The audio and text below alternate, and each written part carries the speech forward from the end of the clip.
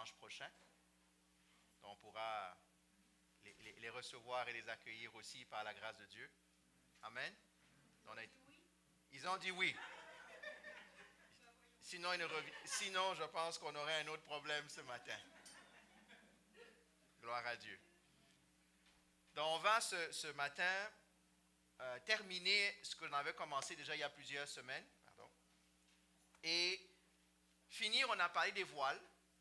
On a parlé du voile qui nous sépare du lieu saint, déchiré en Christ. On a parlé du voile que Satan met dans nos vies, qu'on doit déchirer. On a aussi parlé du dernier voile qui était le voile de nos péchés, créer un mur entre Dieu et nous. Et dans ce troisième voile, on a dit que deux manières de triompher, de déchirer ce voile-là qui a déjà été entamé par Christ, c'est la repentance. On a parlé dimanche dernier de la repentance. Et ce matin, on va parler du deuxième aspect de la sanctification. Amen. La sanctification. Je vais lire un texte, je n'ai pas besoin que vous alliez le prendre. Il y a d'autres textes qu'on va lire ce matin. C'est dans Hébreux 12 au verset 14. La parole dit ceci: « Recherchez la paix avec tous et la sanctification, sans laquelle personne ne verra le Seigneur. » Personne ne verra Dieu. Seigneur, bénis ta parole ce matin et aide-nous à rentrer encore dans cette compréhension de ta parole, Seigneur. Nous sommes devant toi et comme on l'a dit, ton Saint-Esprit est là pour nous aider. Aide-nous, aide-moi le premier, Seigneur, à ce que ta parole soit prêchée avec véracité, avec autorité, et qu'elle produise son effet, Seigneur. Amen. Recherchez la sanctification, sans laquelle personne ne verra Dieu. C'est un mot qu'on emploie souvent, mais c'est un mot peut-être qu'on ne comprend pas toujours. En réalité, le mot sanctification, c'est traduit dans d'autres versions par le mot sainteté. Quand on vient le mot saint, quand on dit que nous sommes saints, ou on parle de la sainteté, on parle réellement de la sanctification. Comme moi, ma traduction ne dit pas rechercher la sanctification. Ma version dit rechercher la progression dans la sainteté. Et je pense que j'aime ce que ça dit ici, parce que c'est vraiment le contexte.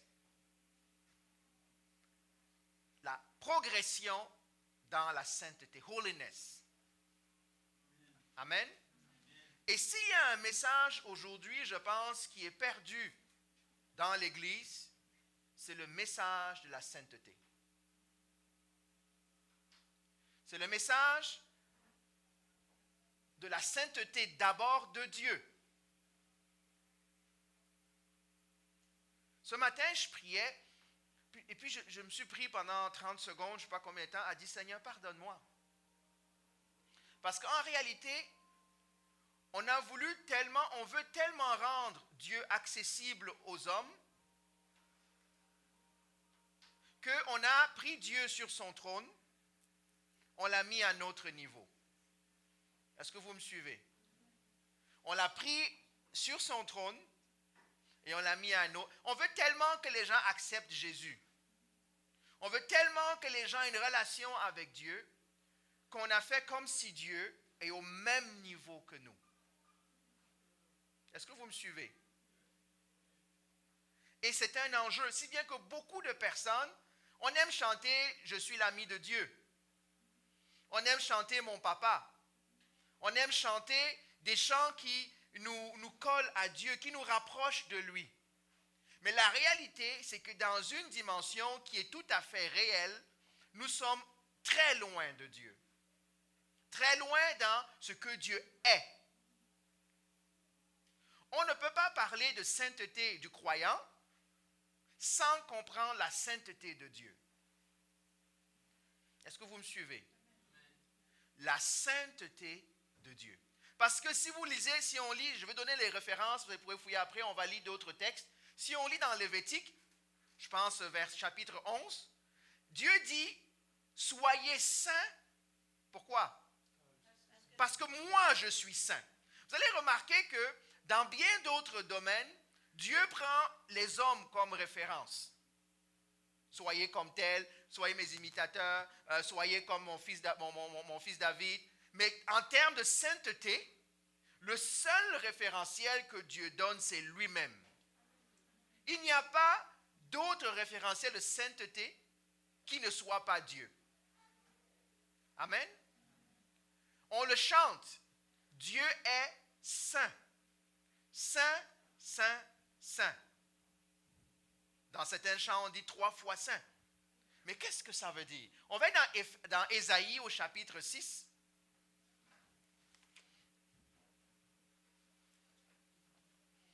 So Isaiah chapter 6.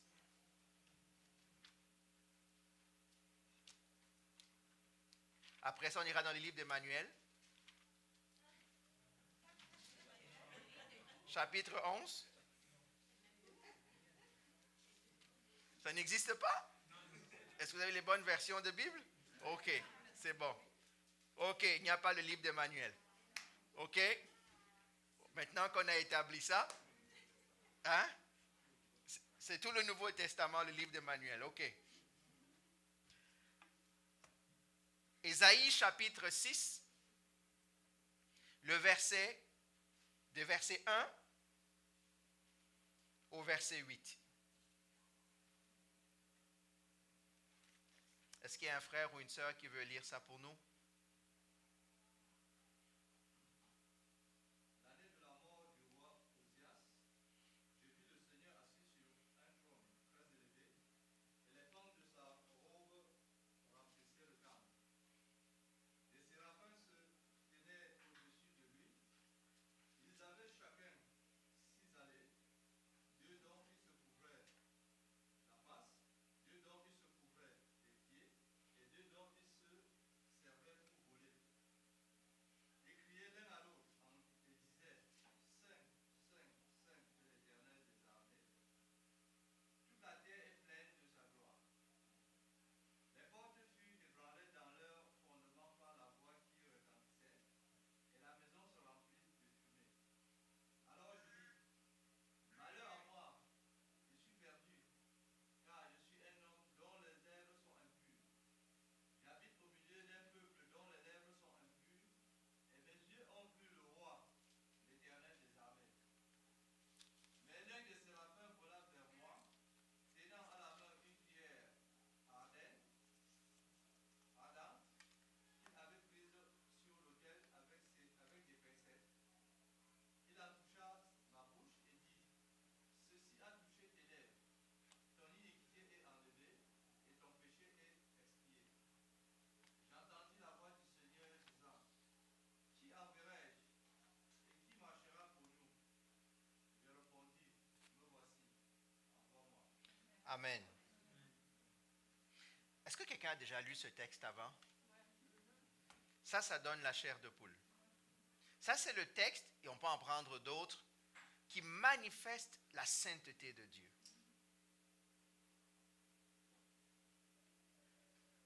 L'année de la mort du roi Osias. On pourrait prêcher juste sur ces 6 mots-là. Parce que vous devez savoir ce qui se passe. Osias est le roi d'Israël. Osias dit, moi, je vais aller offrir un sacrifice à Dieu. Il bypasse tout ce qui est ordre lévitique et il ose aller offrir un sacrifice à Dieu. C'est-à-dire qu'il se défait complètement de la sainteté de Dieu. Et il s'en va dans le temple. Et la Bible dit que dès qu'il rentre dans le temple, malgré les protestations des prêtres, là, il est couvert de lèpre instantanément. Imaginez là, que l'un de nous, ne comprenant pas la sainteté de Dieu, soit frappé de lèpre. On serait peut-être, je pense, tous lépreux. Et donc, la Bible dit que vite on enlève Osias, il va finir son règne lépreux. Et la Bible dit, imaginez, c'est un affront pour Dieu. La Bible dit que l'année où il est mort, vous savez que des fois, quand la fin d'une mauvaise chose arrive, il y a de grandes choses qui peuvent arriver derrière, dans ta vie. Donc, Ésaïe dit, imaginez la stupeur de tous ceux qui craignent Dieu, de voir ce que Osias a fait. Et donc, Ésaïe dit, l'année où Osias est mort, il y a quelque chose qui se passe. Il y a une révélation qui n'avait pas encore été donnée jusqu'à présent. Si ce n'est qu'à Moïse, un peu, où on nous dit que la gloire a rempli le temple, avec le temple de Salomon. Mais voici ce que Ésaïe va expérimenter.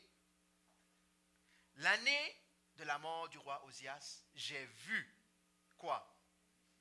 Le Seigneur assis sur un trône très élevé. Et le pan de sa robe remplissait le temple. Vous savez c'est quoi le pan de la robe? C'est la gloire de l'Éternel qui couvre toute la terre. Amen.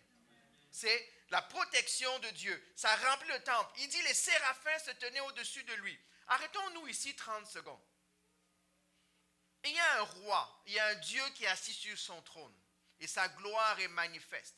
Et le texte nous dit qu'il y a 6 séraphins qui sont là pour l'adorer jour et nuit. Même eux, en passant, vous savez ce que veut dire le mot séraphin? Ça veut dire ange de feu. Être de lumière resplendissante. Imaginez quelque chose. Est-ce que vous avez déjà été dans un endroit où la lumière est éclatante? On ne voit plus, hein? Même, ça éblouit. D'accord? Ceux qui disent qu'ils ont vu des anges ont été éblouis par les anges. Parce que les anges, d'eux, irradient une lumière rayonnante. C'est pour ça que d'ailleurs, on les montre avec de la lumière. D'accord? Mais imaginez déjà l'ange qui lui-même brille de toute lumière, devant le Dieu de gloire. Vous savez, ce matin, quand je priais, ou la veille, j'ai compris pourquoi ils ont autant d'ailes. Pour se cacher de la gloire de Dieu. Que même eux, qui sont déjà ultra brillants, ont besoin de se cacher parce qu'ils ne peuvent pas supporter la gloire qui irradie de l'Éternel. Et pourtant, en eux, il n'y a pas de péché. Donc ce n'est pas seulement une question de péché, c'est une question de gloire. C'est une question de splendeur. C'est une question de magnificence. Donc même les séraphins, qui sont eux des êtres de lumière, ont besoin, devant la gloire de l'Éternel, de se cacher les yeux. Vous savez, des fois, dans notre jargon chrétien, on aime dire « je veux voir la gloire de Dieu ». Ah, j'ai vu la gloire de Dieu. Quand quelqu'un vous dit ça, il n'a pas vu la gloire de Dieu. Parce que si la gloire de Dieu, tu la vois, on va voir ce qui va arriver. Parce que si la gloire de Dieu se manifeste, Dieu a dit à Moïse qui a fait une prière, « Seigneur, quoi? Je veux voir ta gloire. » Qu'est-ce que Dieu lui a dit? Personne ne peut me voir et vivre. Et donc il a dit, écoute, je vais passer et je vais juste te montrer mon dos. C'est tout ce que tu peux supporter. Et même là, je vais mettre ma main sur toi pour te cacher. Donc ne disons pas à la légère que j'ai vu la gloire de Dieu. Donc les séraphins avec 6 ailes. 2 qui couvrent le visage. Et voici ce qu'ils disent l'un à l'autre. Saint, Saint, Saint est l'Éternel, le Maître de l'univers. Sa gloire remplit toute la terre. Pour ce que je connais de l'hébreu, il n'y a pas de superlatif. Vous savez c'est quoi le superlatif? Plus, meilleur. Hein, ça c'est, plus, meilleur n'existe pas, d'accord, mais meilleur. Ça c'est un superlatif. Mais dans la langue, il n'y a pas de superlatif. Donc, on dit 3 fois une chose, c'est comme si c'était le superlatif. Vous comprenez ce que je veux dire? Donc, quand il dit saint, saint, saint, ça veut dire quoi? Ça veut dire qu'il n'y a rien de plus saint. C'est comme meilleur. Il n'y a rien de plus. Maintenant, qu'est-ce que la sainteté de Dieu? La sainteté de Dieu, c'est d'abord sa différence avec tous les autres dieux. Dieu dit, je ne suis pas un Dieu comme les autres. Je ne suis pas un Dieu de pierre. Je ne suis pas un Dieu de bois. Je ne suis pas un Dieu de création. Je suis le Dieu des dieux. Et ma sainteté, sainteté veut dire à part. Ma sainteté me met à part de tous les autres dieux. Amen. Dieu est unique. C'est ce qu'il dit quand il dit qu'il est saint. Il n'y a rien de comparable à lui. Il est saint. 3 fois saint. La Bible dit que lorsqu'il commence à chanter la gloire de Dieu, imaginez, j'imagine que les maisons au ciel, le temple de l'Éternel s'est construit solide, hein, j'imagine. Hein, ce n'est pas fait avec les travaux de construction ici au Québec ou qui dans 3 mois vont s'écrouler. On est d'accord? Mais la Bible dit que lorsqu'il commence à adorer le Seigneur, quoi? Même la construction commence à trembler, to shake, à cause de la gloire de l'Éternel. À cause de la gloire de l'Éternel. Le Dieu que nous servons, le Dieu de la Bible, oui, est un Dieu Emmanuel, mais c'est un Dieu qui est dans toute sa gloire. C'est un Dieu que ni vous ni moi ne pouvons regarder sans vivre, pardon. Ce Dieu-là demande la révérence. Amen. Et nous avons oublié d'être révérencieux envers Dieu. Nous avons appris à Daddy God, on a appris à I am a friend of God, on a appris à la proximité, mais on oublie qu'il y a une grandeur à Dieu qui demande de la révérence. Amen. Est-ce que je parle à quelqu'un là?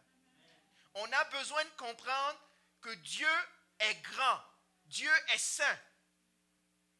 Si vous rencontrez, certains d'entre vous, vous rencontrez juste votre directeur à l'école, le directeur de l'école ou bien le directeur de service, vous êtes déjà monsieur, vous êtes déjà plié en 4 parce que c'est une autorité.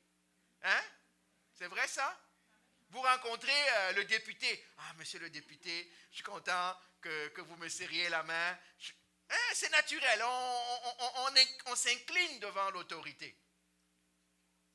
On est éduqué comme ça, hein? On a appris.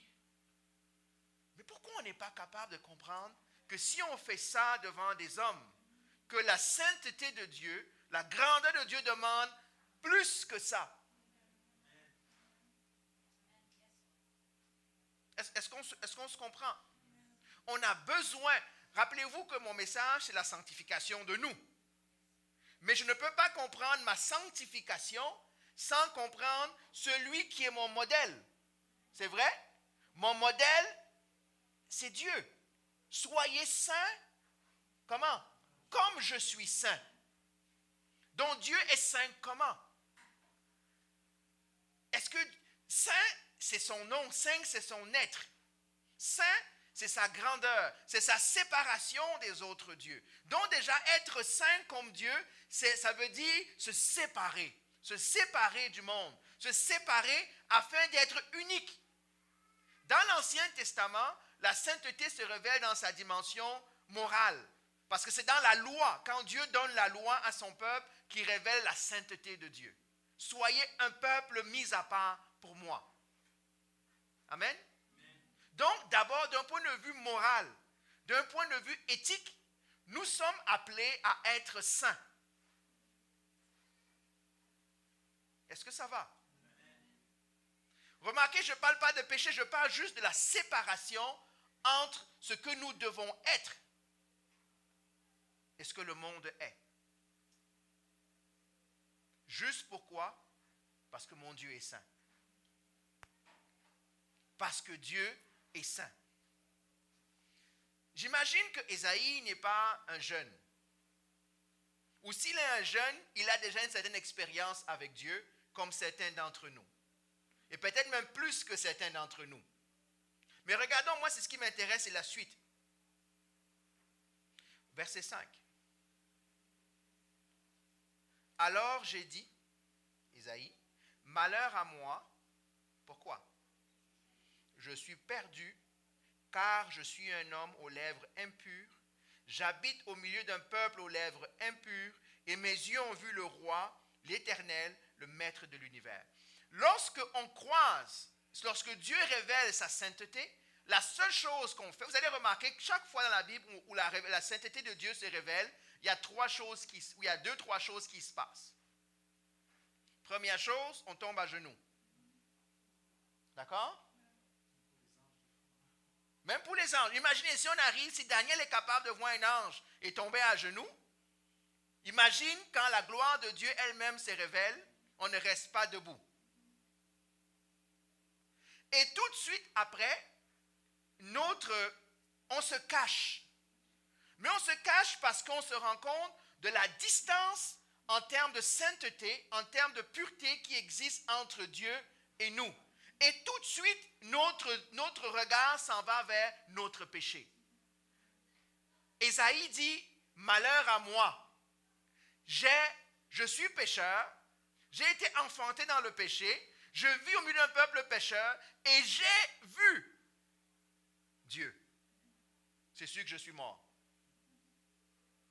I am dead. De quelle sainteté de Dieu parlons-nous? Quand vous dites que vous avez vu la gloire de Dieu, êtes-vous tombé à genoux? Avez-vous ressenti votre péché? Est-ce que quelqu'un a déjà vécu ça? De dire, c'est ça la sainteté, être mis à part. La sainteté parle de la gloire. Et à cause de ça, la sainteté exige de Dieu le jugement. Vous me dites, mais pourquoi? D'où vient le lien avec le jugement? Parce que la sainteté de Dieu ne peut pas tolérer le péché. Dieu est obligé, le péché est obligé d'être jugé dans la présence de Dieu. Qu'il le veuille ou non, le péché n'est pas à sa place. Même, on va le voir dans le Nouveau Testament, c'est un peu plus complexe. Les amis, Dieu est saint. God is awesome. He is holy. Et souvent, moi, je vois des gens chanter « Dieu est saint ». On a les deux doigts dans le nez, puis on est en train de se gratter. Quel Dieu saint est-ce que tu es en train de chanter? Laissez-moi vous raconter une expérience que j'ai vécue il y a plusieurs années. Je vais vous lire le texte que je lisais.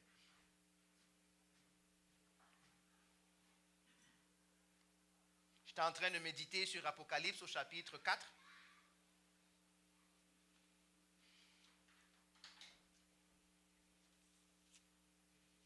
Au verset 3.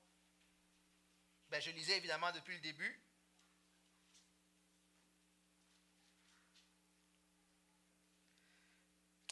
Je commence au verset 1. Après cela, je regardais et voici une porte était ouverte dans le ciel. La première voix que j'avais entendue me parler avec la force d'une trompette, dit alors monte ici et je te ferai voir ce qui doit arriver par la suite. Aussitôt je fus saisi par l'esprit et voici il y avait un trône dans le ciel et sur ce trône quelqu'un était assis. Celui qui était assis avait l'aspect d'une pierre de jaspe. Pensez à la gloire, hein? Écoutez ça là. Qui c'est qui a déjà vu un bijou briller sous la lumière? Vous avez déjà vu, hein, quand vous allez dans les endroits où on projette la lumière sur des bijoux, ça fait de la lumière. C'est ce que Jean est en train d'essayer de décrire ici. Il essaie de décrire en langage humain ce qu'il n'arrive pas à décrire parce qu'il n'y a pas de mots pour décrire. Donc il donne une image. Il dit, celui qui était assis avait l'aspect d'une pierre de jaspe et de sardoine. Et le trône était entouré d'un arc-en-ciel semblable à de l'émeraude. Autour du trône se trouvaient 24 trônes. Sur ces trônes, 24 anciens étaient assis. Ils étaient habillés de vêtements blancs et portaient des couronnes d'or sur la tête. Du trône sortaient des éclairs, des voix et des coups de tonnerre.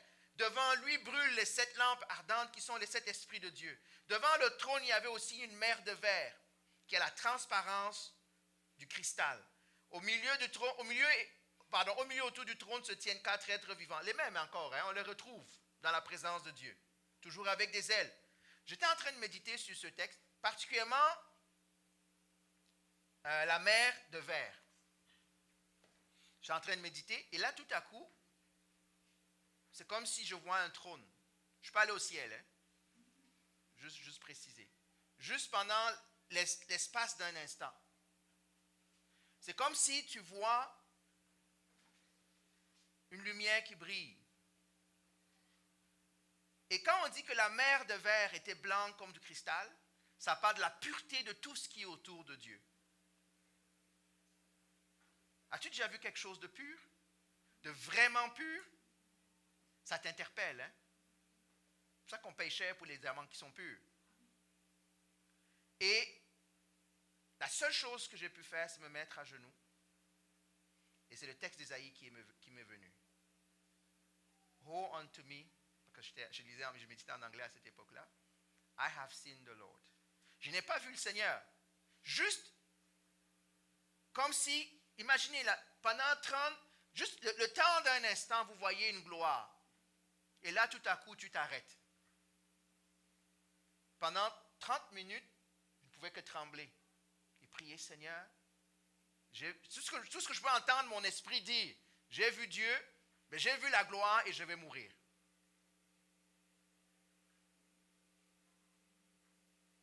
J'ai vu la gloire et je vais mourir. Ça a duré un peu après. Gloire à Dieu, il m'a laissé vivre. Parce que quand on commence, et en passant là, et ce n'est pas une expérience surnaturelle, je n'ai pas été enlevé au ciel. Là, c'est un peu comme, moi, comment j'ai vécu cette expérience. C'est un peu comme, vous savez quand on fait les comptes-gouttes, là, hein? Les gouttes des yeux ou les gouttes de... C'est comme si Dieu avait juste mis une petite goutte, une miette de quelque chose. Et moi, comment j'ai ressenti, c'est que rien que cette miette-là est capable de me tuer. Rien que la petite dose,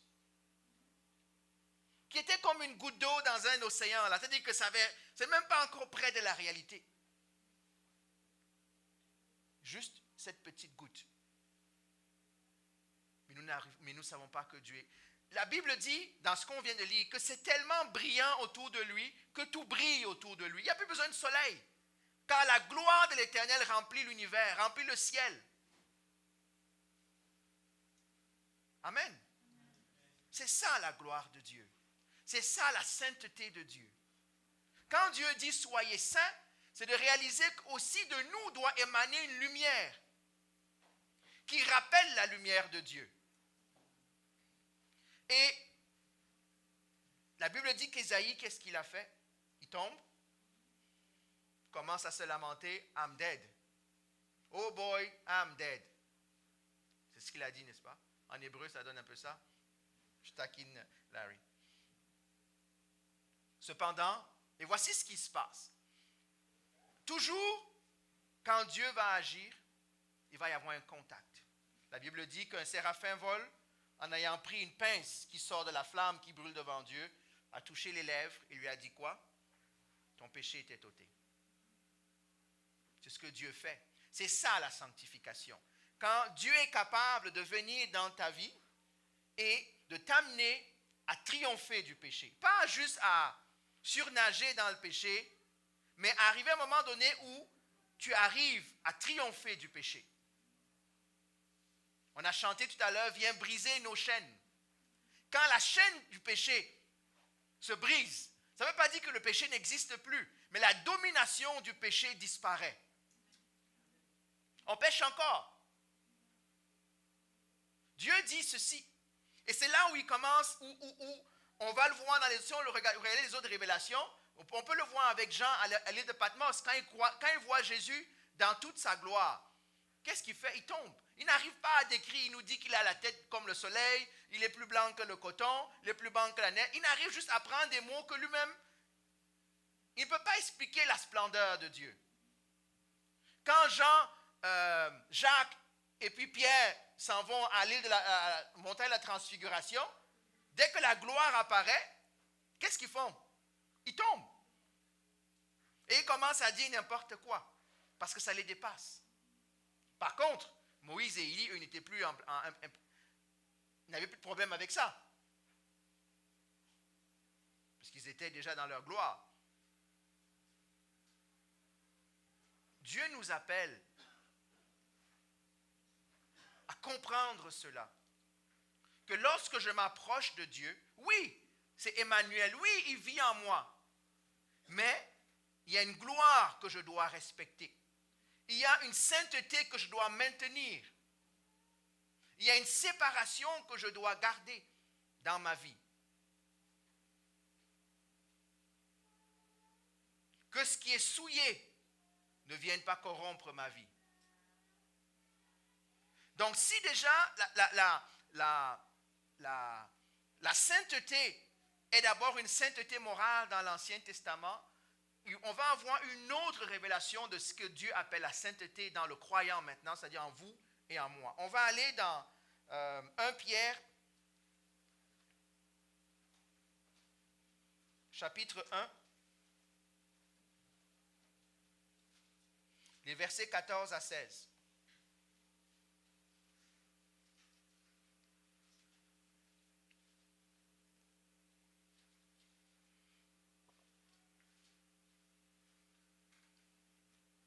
Pierre, so 1 Peter, chapter 1, verse 14 to 16. 1 Pierre 1, 14 à 16.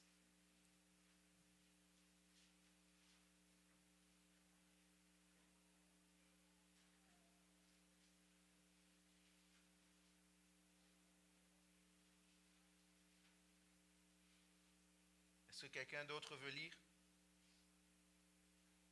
Comme des enfants obéissants, ne vous conformez pas aux convoitises que vous aviez autrefois, quand vous étiez dans l'ignorance, mais puisque celui qui vous a appelé est saint, vous aussi soyez saints dans toute votre conduite. Selon qu'il est écrit, vous serez saints, car je suis saint. Amen. En enfant obéissant, ne vous conformez pas aux désirs que vous aviez autrefois quand vous étiez dans l'ignorance. De quoi il parle? Il parle de notre vie avant le Seigneur. Avant, nous étions dans l'ignorance, ça veut dire quoi? Nous étions dans l'ignorance des exigences de Dieu. Nous étions dans l'ignorance de ce que Dieu attendait de son peuple. On est d'accord? Mais maintenant qu'on est avec Dieu et qu'on n'est plus ignorant de ce que Dieu attend, soyons des enfants obéissants. Ça veut dire quoi? Respectons ses attentes. Marchons selon ce qu'il désire. Il dit ensuite, au contraire, puisque celui qui vous a appelé est saint. Donc on a déjà établi ça. On est d'accord? Que Dieu est saint. Maintenant, ce qui est important, c'est ça que le Nouveau Testament va rajouter. Qu'est-ce que ça dit? Ça dit, soyez saints. Ça ne dit pas, devenez saints. On est d'accord? Ça dit, soyez saints. Maintenant, qu'est-ce que ça veut dire? Si on faisait une étude de phrases, est-ce que ça veut dire qu'on ne l'est pas et puis on l'est? Ou est-ce que ça veut dire qu'on l'est et on doit montrer qu'on l'est? Est-ce que vous comprenez ma question? Soyez saints, est-ce que ça veut dire que nous ne le sommes pas et nous devons l'être? Ou est-ce que ça veut dire que nous le sommes et nous devons montrer que nous le sommes?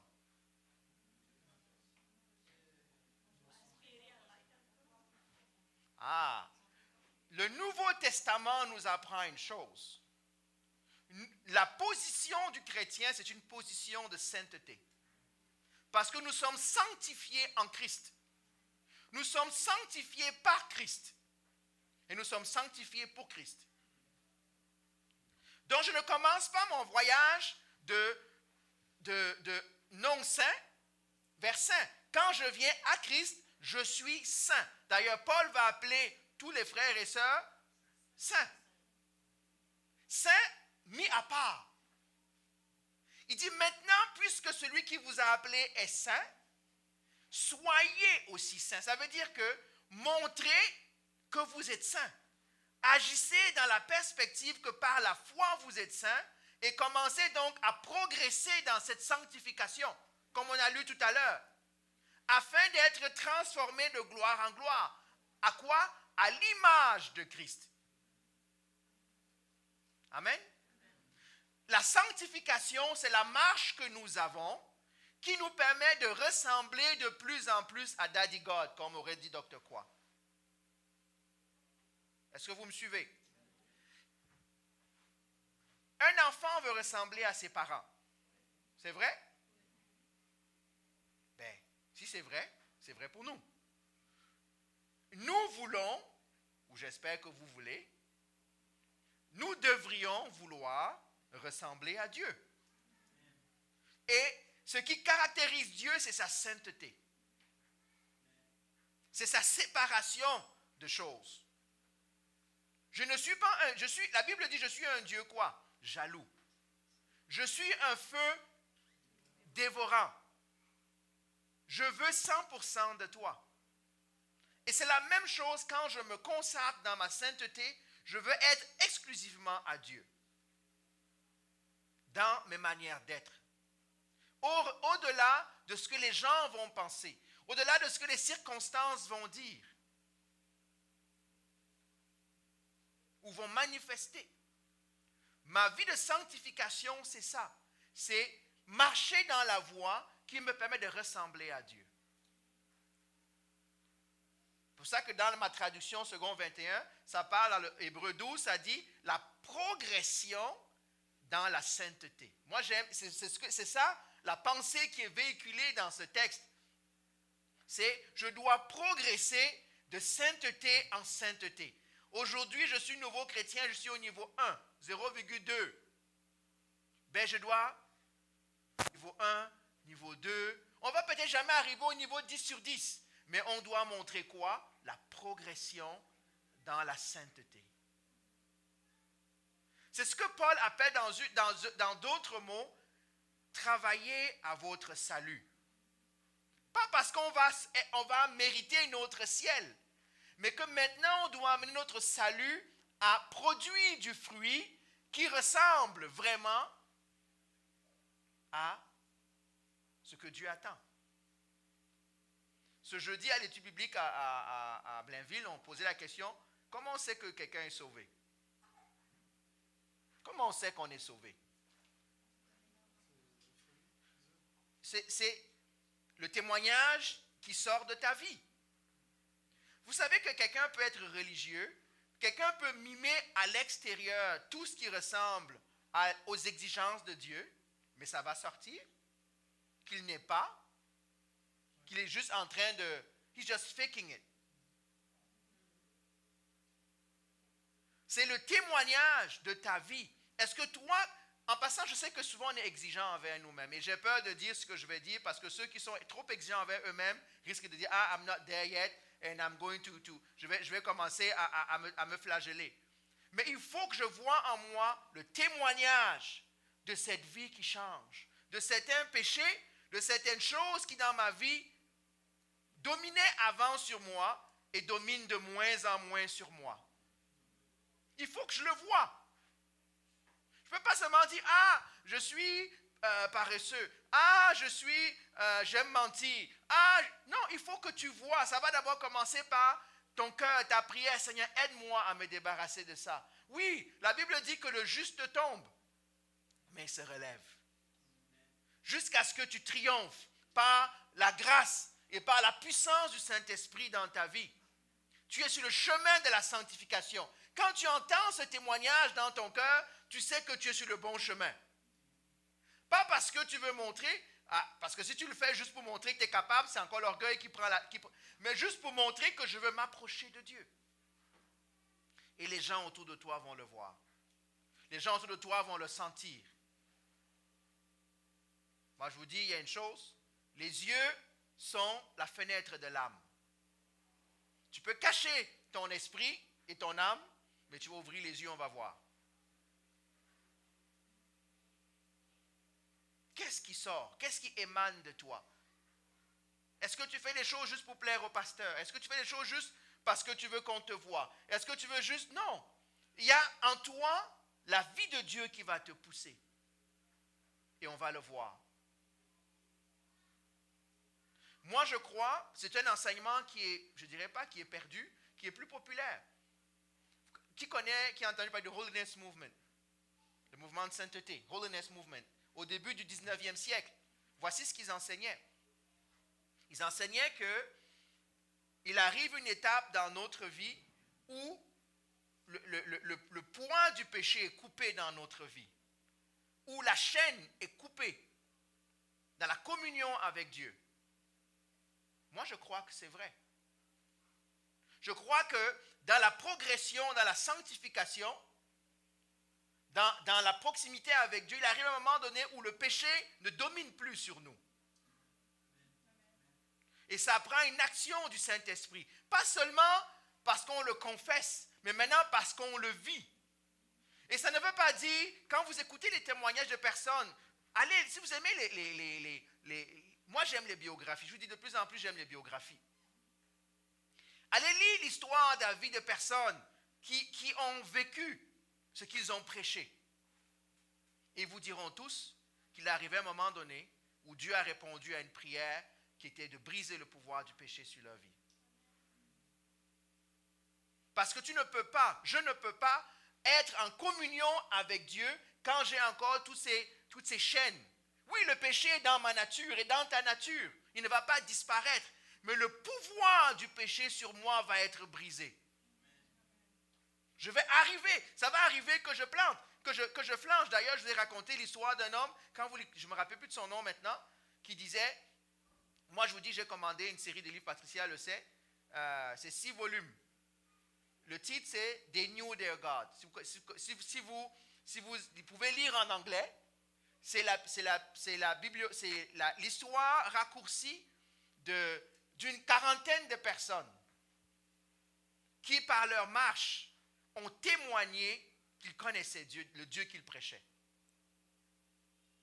Et un point commun que la plupart d'entre eux ont, c'est ce que je suis en train de vous dire. Ne pensez pas que c'est la puissance de faire des miracles. C'est la proximité avec Dieu qui montre qu'on connaît Dieu. Ce n'est pas... Il y en a qui ont eu des ministères, rien du tout. Il y en a eu qui ont des ministères grandioses. Mais notre cœur, et cet homme-là, je reviens à ce que je disais, je vous ai dit, only one prayer. Je peux donner 2 phrases de 2 hommes différents. Voici la phrase d'un homme. Il dit, voici sa prière. Seigneur, je veux mourir à cette vie qui n'a pas de vie et je veux vivre à cette mort qui a toute la vie. Vous voulez que je répète? Je veux mourir à cette vie qui n'a pas de vie et je veux vivre à cette mort qui a toute la vie. Vous voulez que je répète? Imaginez que vous priez comme ça. Ils n'ont pas demandé de mourir, hein?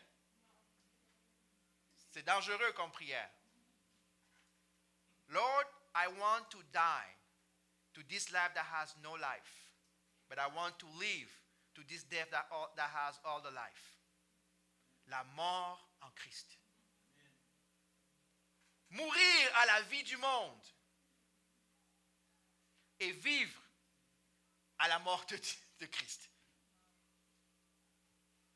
Et ces gens-là sont passés par bien des choses. Mais ce qui rayonne de toutes ces personnes qui ont expérimenté ça, c'est la joie d'avoir marché avec Christ.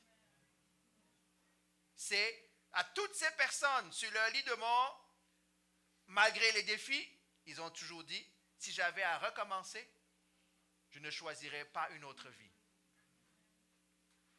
Un autre a dit ceci, Seigneur, que Adam meure et que tu vives. C'était tout ça sa prière. Et c'est quelqu'un qui était près de Dieu, là. Parce que quel que soit l'endroit où tu es, jusqu'à ce que Dieu t'enlève et t'amène auprès de lui, le vieil homme a encore du pouvoir. Et toute sa prière, c'est ce qu'il disait tout le temps. Oh Dieu, que Adam meure et que toi tu vives. Oh Dieu, que Adam meure. C'est ça la sanctification. Que Adam meure et que Dieu vive en moi. Pas en théorie, pas en doctrine, mais en réalité. Que Adam meure et que tu vives en moi. Dieu nous met au défi. On finit cette série de voiles. Où es-tu par rapport, où sommes-nous par rapport à cette prière-là? Sommes-nous encore dans notre marche en Christ, dans une prière à Seigneur, bénis-moi? Donne-moi un mari, donne-moi une femme, donne-moi du boulot. Seigneur, je veux te servir. Ça, c'est plus spirituel. Seigneur, je veux te servir. Je n'ai toute ma vie. Vous savez que le vrai appel de Dieu, vous savez, c'est quoi? La proximité avec Dieu. Tant que nous prions encore à Seigneur, je veux te servir, c'est encore le moi qui s'exalte. C'est encore le moi qui se voit à un endroit. La vraie prière avec Dieu, c'est Seigneur, je veux te connaître. Je veux m'approcher de toi. Après, le ministère, le travail ne seront que les effets secondaires de la proximité avec Dieu. Ce n'est pas la quête qui m'anime. Ce n'est pas ce que Dieu va faire à travers moi. Ce qui m'anime, ce qui doit nous animer, c'est de connaître Dieu. Parce que si on revenait à Ésaïe tout à l'heure, vous allez voir quelque chose qui se passe. Dès qu'on s'approche de Dieu, Ésaïe n'est pas allé devant Dieu pour demander quelque chose. Hein? En tout cas, le texte ne nous le dit pas. Mais le texte dit ceci dans Ésaïe, ça dit que lorsque Chérubin est venu faire quoi? Enlever le péché, il a tout à coup entendu quelque chose de différent de Dieu. Il a entendu le cœur de Dieu. Et le cœur de Dieu disait, qui enverrai-je? Est-ce que vous voyez l'ordre des choses? S'approcher de Dieu, c'est commencer à voir les choses comme Dieu les voit. L'intimité avec Dieu amène que Dieu, il y a une personne qui témoigne dans sa vie qui disait, c'est comme si Dieu avait envie de parler et de décharger ce qu'il avait sur le cœur pour que quelqu'un l'aide à porter ce fardeau. Qui enverrai-je? Mais pour que Dieu nous envoie, il faut qu'il ait travaillé à l'intérieur de nous. Nous, on veut juste être envoyés. On veut être content de dire qu'on chante. On veut être content de dire qu'on est pasteur. On veut être content de dire qu'on prêche. On a la Bible de pasteur. Moi, j'aime toujours cette Bible-là. Quand je suis allé je sais pas, au Ghana, on m'a dit ça, c'est la Bible de pasteur. OK. Hein? Je ne savais pas qu'il y avait la Bible de pasteur. Il y avait la Bible de non-pasteur. Mais on m'a dit ça. OK, j'ai ma Bible de pasteur. Hein? On aime ça. C'est encore le moi qui pense comme ça. C'est encore le moi. Et c'est pour ça que Dieu nous interpelle. Je pense que ça ne conclut pas tout ce qu'on vit depuis plusieurs mois. Mais ça ne fait que renforcer. Même les paroles qu'on a entendues de Patricia et Maman Elisabeth tout à l'heure sont là. C'est toi que je veux. God says, I want you. Not what you can do for me. Ce que je veux, c'est toi. Pas ce que toi, tu peux faire pour moi. Donc, décharge-toi de toutes ces cochonneries-là. Moi, j'ai I have flowing waters that will cleanse, qui va nettoyer. Viens te laver. Décharge-toi. Et alors, maintenant, on va commencer à parler business. Mais les vraies affaires de Dieu, c'est la communion. Recherchez la sanctification. Recherchez la progression dans la sainteté, sans laquelle personne ne verra Dieu. Donc, mon dernier point, et je conclus, c'est celui-ci. La sanctification, c'est d'abord une question morale, se séparer, être différent. Deuxième point, la sanctification ou la sainteté, c'est une question de position. On doit, Paul dit, donnez-vous quoi? Un saint baiser. J'écris au sein de Rome, j'écris au sein d'Éphèse, j'écris au sein de la CCEM, j'écris au sein. On est saint. Parce que par la foi, nous ne commençons pas à impur, nous commençons à saint. Et maintenant, le troisième point qu'on a dit, c'est cette progression. On marche dans cette progression de la sainteté. Pas par nos forces, mais par la grâce de Dieu, par la puissance du Saint-Esprit dans nos vies. Est-ce que Dieu a parlé à quelqu'un pendant tout ce temps qu'on a parlé de voile, qu'on a parlé de proximité avec Dieu, de se détacher du monde, que Dieu travaille nos cœurs, que nos cœurs soient ouverts à la repentance, à la sanctification, Que nos cœurs crient.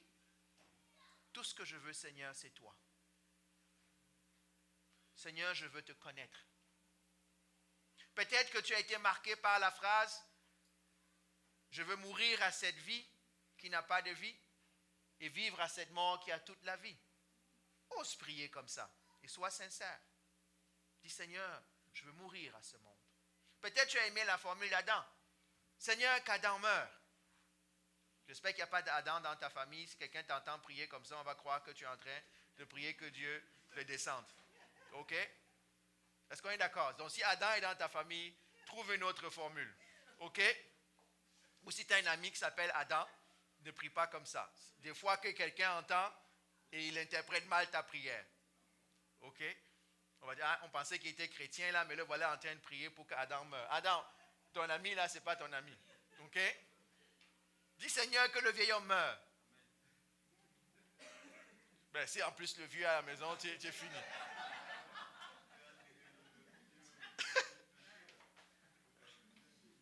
Vous voyez que même nos prières, on doit faire attention, ça peut être dangereux. C'est pour ça que la Bible dit dans le lieu secret, va là-bas, assure-toi que tout est fermé, tout est insonorisé. Dieu entend, même si les autres n'entendent pas. On prend une note légère pour parler d'un sujet qui est sérieux. Que notre cœur réalise cela. Je ne sais pas, il n'y a pas d'autre christianisme que celui-là. Celui de réaliser que Dieu nous aime. Qu'il est mort pour nous avoir à lui. Et ce qu'un bien-aimé attend de sa bien-aimée, c'est quoi? C'est que sa bien-aimée l'aime en retour. C'est vrai? Et aussi la bien-aimée aime que le bien-aimé l'aime en retour aussi. D'accord? C'est pas juste. C'est réciproque. Donc Dieu demande, Dieu attire notre attention. Allons-nous individuellement et collectivement dire, Seigneur, c'est toi que nous voulons. On a dit d'ailleurs les 3e vendredis du mois, c'est ce qu'on prie. On vient juste dire, Seigneur, touche nos cœurs, touche nos vies. Aide-nous à te voir. Oui, Seigneur, en te voyant, je verrai mon péché. Il ne faut pas avoir peur de ça. Parce que quand Dieu révèle le péché, ce n'est pas pour nous condamner. C'est pour faire comme il l'a fait avec Ésaïe. Parce que s'il ne fait pas ça, on ne peut pas s'approcher de lui. C'est difficile d'avoir une relation avec un bien-aimé à distance. Hein? Par la poste ou bien par Facebook. Ça prend quand même qu'on soit côte à côte. Donc vivons cette relation avec Dieu côte à côte. Ça demande qu'on change. Qu'on ait le désir de changer. Est-ce qu'on peut prier? Oh Seigneur. Seigneur, nous nous humilions devant toi.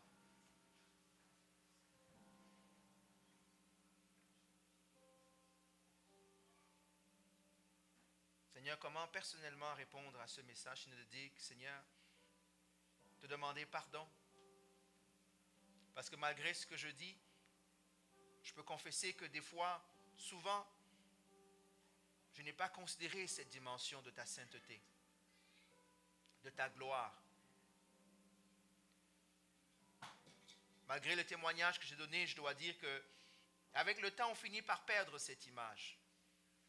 Parce que derrière la sainteté, il y a la révérence envers toi. Il y a la crainte de Dieu. Seigneur, mets cette crainte dans nos cœurs. Pas cette peur, mais la crainte révérentielle de Dieu. Du Dieu de gloire. On est capable de comprendre que quand on va rencontrer un chef, on doit baisser la tête. Mais on n'arrive pas à réaliser la même chose multipliée par 1 million, 1 milliard quand on est en ta présence, Père éternel. Donne-nous, Seigneur, de ne pas marcher légèrement sur ta sainteté. Même lorsque tu as appelé Moïse, tu as dit à Moïse, enlève tes sandales, parce que le lieu sur lequel tu te tiens est saint. Ta sainteté requiert des changements dans nos vies, Seigneur. Je te bénis parce que tu nous as donné ton Saint-Esprit. Ce Saint-Esprit qui a un des mandats, c'est de travailler à la sanctification dans nos vies. Aide-nous à collaborer avec lui. Aide-nous à être sensibles, Seigneur. Aide-nous à désirer cette communion avec toi. Père, je prie pour moi. Je prie pour tous ceux ici qui le veulent. Seigneur, que Adam meure et que tu vives en nous, Seigneur.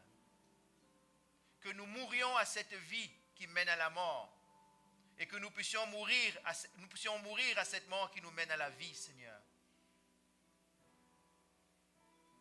Père, touche-nous. Saint-Esprit, nous t'implorons.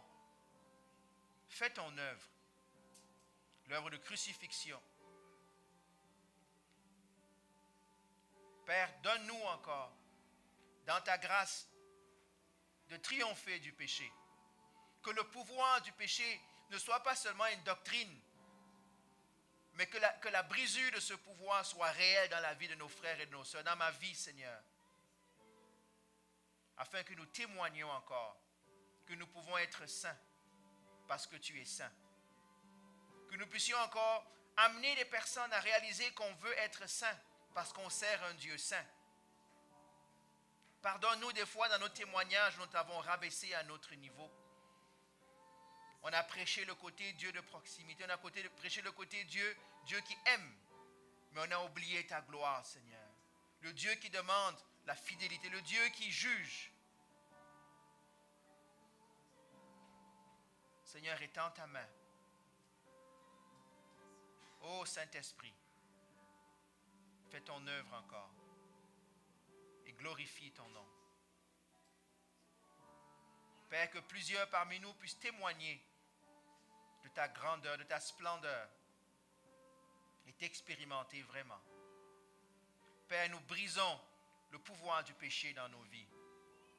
Père, nous prenons cette autorité et nous voulons vivre, Seigneur, ce témoignage encore du pouvoir du péché qui brise, qui est brisé. Nous voulons payer le prix, Seigneur. Moi, je veux payer le prix, Seigneur. Aie pitié, Seigneur. Je veux briser tous les mensonges de Satan, Seigneur. Je veux briser tout ce que Satan peut faire dans la vie de quiconque parmi nous, afin de s'éloigner de toi, afin d'aimer le monde, Seigneur. Nous voulons briser l'attrait du monde, Père éternel. Parce que le monde meurt et nous voulons vivre, Seigneur. Et c'est en vivant que nous pouvons amener la vie à d'autres, Seigneur. La vie de Dieu. Et non pas la vie de Satan, non pas la vie du monde, Seigneur. Seigneur, nous voici ce matin, nous t'ouvrons nos cœurs.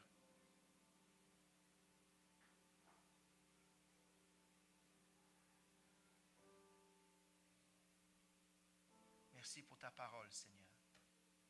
Tu as dit que ta parole ne retourne pas à toi sans avoir accompli ta volonté. Oh Seigneur, que comme la pluie ne retourne pas sans avoir arrosé, Seigneur, arrose. Brise le rocher de nos cœurs et que la vie jaillisse dans les déserts de nos cœurs, Seigneur. La vie de Dieu, la sainteté de Dieu, la séparation d'avec le monde, Seigneur. Sois béni et sois exalté, Seigneur Jésus. Béni soit ton saint nom, Père. Amen. Amen. Amen. S'il y en a qui ont besoin de prière, je serai disponible.